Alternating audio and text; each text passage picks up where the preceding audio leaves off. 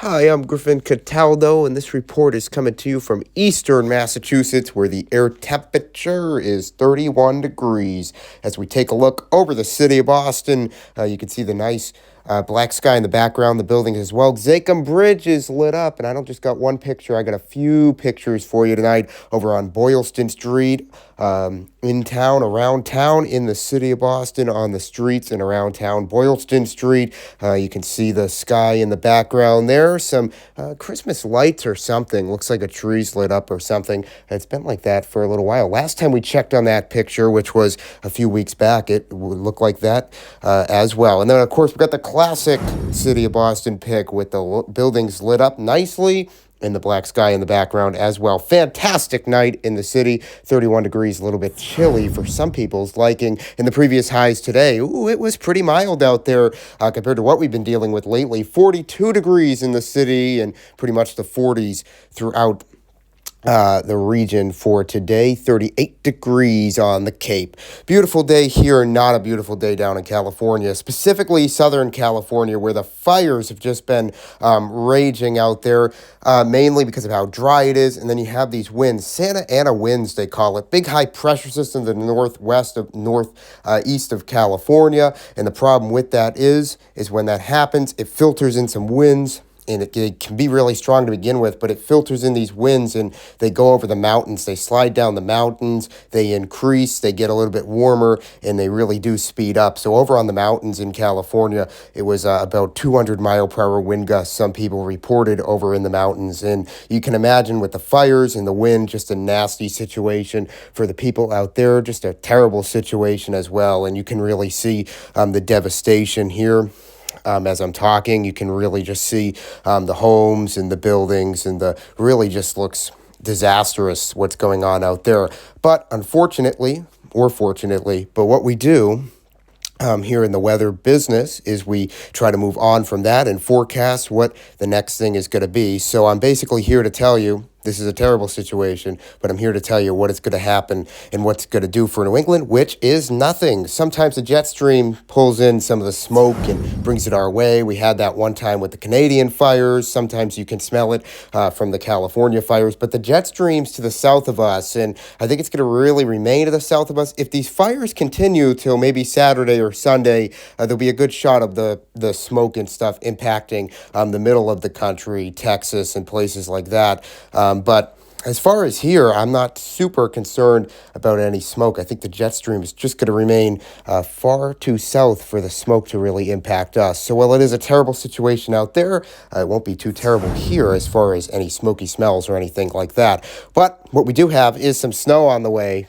Some of you might not like that, but it is coming. Whether you like it or not, it is coming for tomorrow. And I'd say by 4 a.m. in the morning, it will be in Connecticut. It's a long event, but it's not a heavy event that we're talking about because we just don't really have any fierce winds aloft to fuel this event. We've got the moisture, we've got the cold air, just don't really have a lot of those fierce winds up in the atmosphere to really make this snow super heavy. But it will be happening. And I'd say 4 a.m. in the morning, it's in southwestern Connecticut. And it moves through fairly quickly. We kind of kill the moisture quickly in the western part of the state and Connecticut. So I'd say by 10, 11 a.m., noon, 1 p.m., it's over with in Connecticut and the western part of the state. Where the moisture is going to linger is going to be in the eastern part of the state. And that is where I think we'll be able to hold on to the snow till maybe 7 or 8 p.m. in the evening. So it is a long event. I'd say if you're in Boston, this starts at around 7 or 8 a.m. in the morning. And it pretty much lasts from 7 a.m. all the way till 7 p.m. at night. On the Cape, it lingers maybe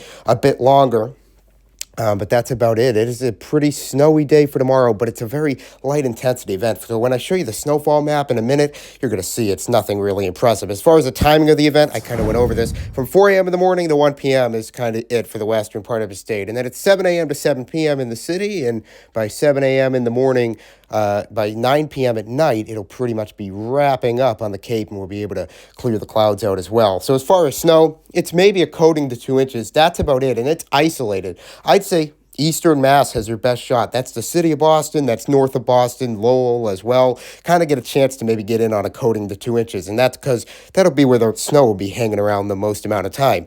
In the western part of the state, you may have a shot at getting a coating to 2 inches as well. And that is because we'll be able to keep a little bit more moisture to the western part of the state. In the eastern part of the state, we may lose one of the upper layers of the moisture in the eastern part of the state for a bit of time. That'll kind of decrease the intensity of the snow a bit. So in the western part of the state, they may be able to get a little bit ahead of schedule compared to the rest of the region and be able to maybe pick up a coating or 2 inches of snow. And by the way, snow lasts till about 7 p.m. and it's very light snow. After about 4 p.m., the snow is really going to lose a lot of its intensity as we lose our winds aloft, and just the low pressure system that goes by will be the only lifting source. So for tonight, it's a mostly clear night initially, and then the clouds increase west to east, filling into the city by about 1 a.m. in the morning, and the winds are northwest at 5 to 10 miles per hour for tonight. And then tonight, for the temperatures, we're about 28 degrees across the region, in the 20s, 31 degrees on the Cape, a little bit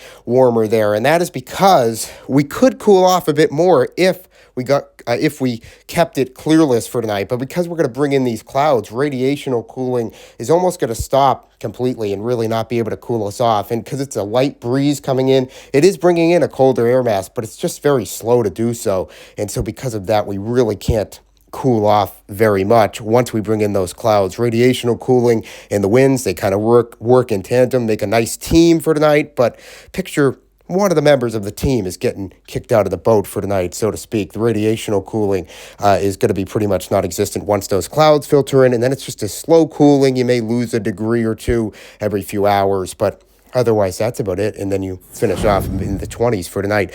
And tomorrow, it's a mostly cloudy day with snow, and it's very light snow, but it's a pretty long event, as I said. Clear skies after sunset tomorrow, and the winds will be northwest at 10 to 15 miles per hour, and there won't be much warming because of the clouds and the increase of the breeze for tomorrow. So when I show you the temps for tomorrow, you'll see it's the 30s, and compared to the temps that we have for tonight, it's not much warming, and that's because we got all the clouds, and we've got the winds that are increasing. It'll be a bit of a stronger breeze for tomorrow compared to tonight. So the upper levels of the atmosphere are going to be a bit colder. And because of that, the sun likes to heat the atmosphere evenly. So what will happen is the sun will bring down its rays. It'll be minimal rays to begin with because it's cloudy and it's snowy. But the rays that do get down, it'll warm the ground up a little bit. But the majority of them are going to go up into the atmosphere to try to warm the air above us versus the ground, because that is going to be what's colder than us. It'll be colder than us, so the sun is going to try to warm that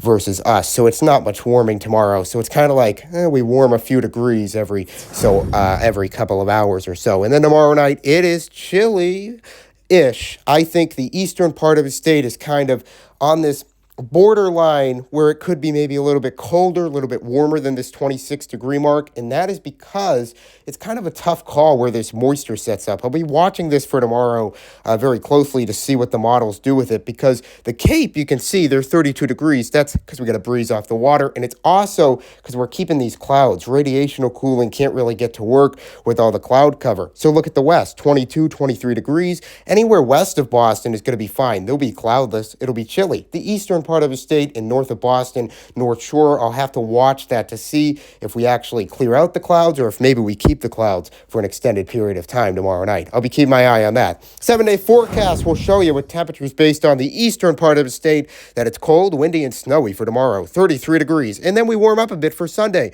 Mostly sunny, but it is windy, 35 degrees. We warm up a bit on Monday with mostly sunny skies, 38 degrees. And then take a look. We're back to reality by Tuesday. It is cold, mostly sunny, but the breeze gets stronger in a westerly direction, and then it really just knifes through in the northwesterly direction for Wednesday. 31 degrees, mostly sunny with that strong northwesterly breeze. And it's cold for a little bit into the end of the 7-day forecast, but I will tell you, once we get to 8 to 10 days out, you will see some warm temps returning briefly before we do head back to a little bit of a colder pattern, but I do see the upper 40s in the next 8 to 10 days. That's my latest forecast right now. I'll be back with another update maybe tomorrow. If not, I'll maybe see you on Monday. That's my latest forecast. See you then.